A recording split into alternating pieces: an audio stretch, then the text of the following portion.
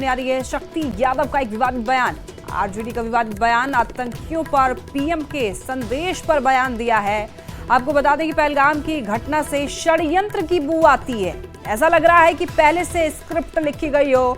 एक बहुत बड़ा विवादित बयान आरजेडी की शक्ति यादव के द्वारा दिया गया ये, जिसमें वो कह रहे हैं कि षड्यंत्र की बू आती है इस घटना से।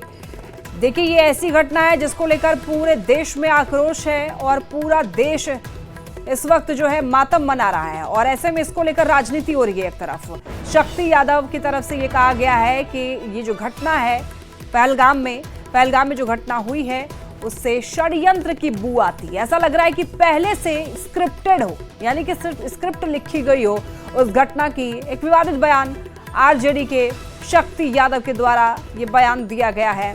क्या कुछ कहा, आइए आपको सुनवाते हैं।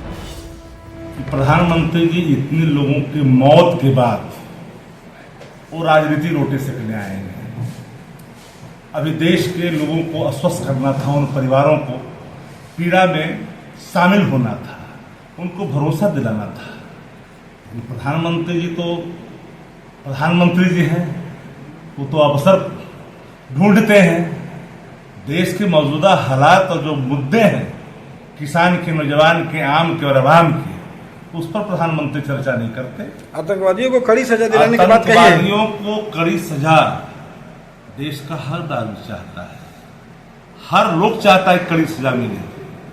पुलवामा की घटना वो लोग आज भी याद करते हैं और लोग यह जानते हैं कि वो गुत्थी आज तक सुलझी नहीं है। ये जो घटना आतंकवादी के घटने हृदय विदारक थे, पर्यटकों को निशाना बनाया गया। हमें जैसे लग रहा है कि कोई बेल स्क्रिप्ट जैसा प्रतीत होता है प्रथम दृष्टया में। ये बड़ा ही खतरनाक डिजाइन है, सबको समझनी पड़ेगी। और हमारे साथ बीजेपी के राष्ट्रीय प्रवक्ता अजय आलोक जी जुड़ रहे हैं। अजय जी, शक्ति यादव का ये कहना है कि वो जो घटना घटी है पहलगाम में उससे षड्यंत्र किया गया और षड्यंत्र की बू आती है, ऐसा कह रहे हैं शक्ति यादव जी। क्या कहेंगे आप? परसों से तेजस्वी यादव, लालू यादव ने कोई इस घटना पे एक बार भी अफसोस नहीं जताया, ना संवेदना जताई। शक्ति यादव मुख्य प्रवक्ता है आरजेडी के, जो बोलते हैं वो तेजस्वी के द्वारा बोला हुआ रहता है।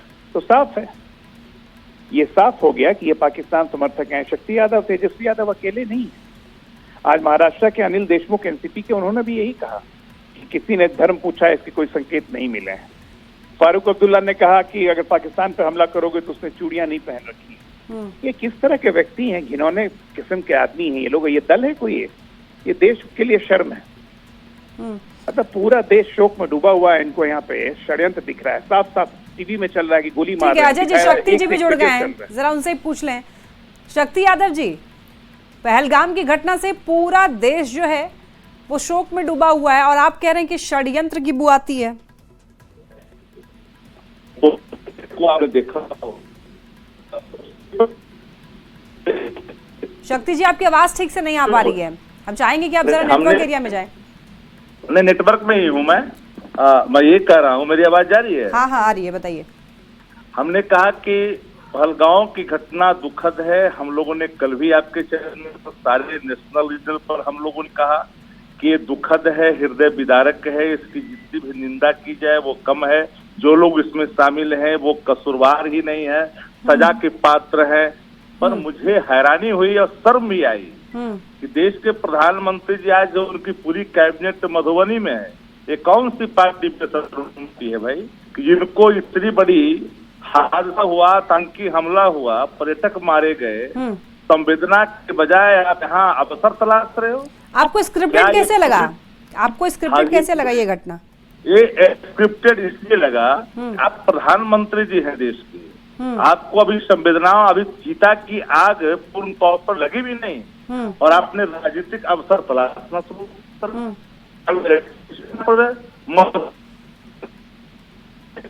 तो अजय जी, शक्ति जी कह रहे हैं कि ये जो घटना हुई है उसके बाद प्रधानमंत्री को बिहार नहीं आना चाहिए था।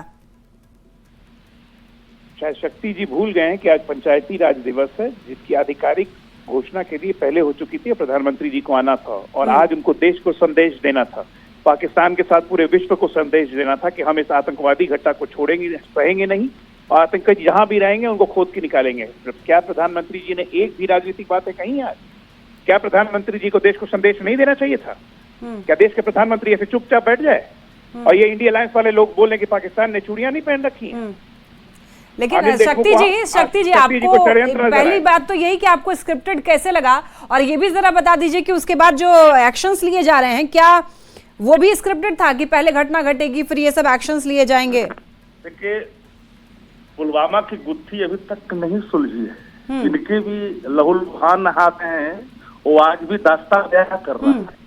आज जो घटना घटी पहलगाम की, पूरा देश दुखी है, प्रधानमंत्री दुखी है, और ये दुखी इस तरह के आज पंचायती राज दिवस को पहली बार आया क्या बिहार में चुनाव है, बात सबको आभास है। लेकिन देखिए ये जो घटना घटी है इस पर शक्ति जी अभी तक किसी ने राजनीति नहीं की थी, और मैं अभी आपसे सुन रही हूँ ये सब षड्यंत्र स्क्रिप्टेड। मैंने कहा राजनीति कही, मैंने कहा कठोर जवाब दो, सीने में पूरी तरह से कठोर उन जवाब ही नहीं दो, कार्रवाई करो, किसी ने रोका नहीं।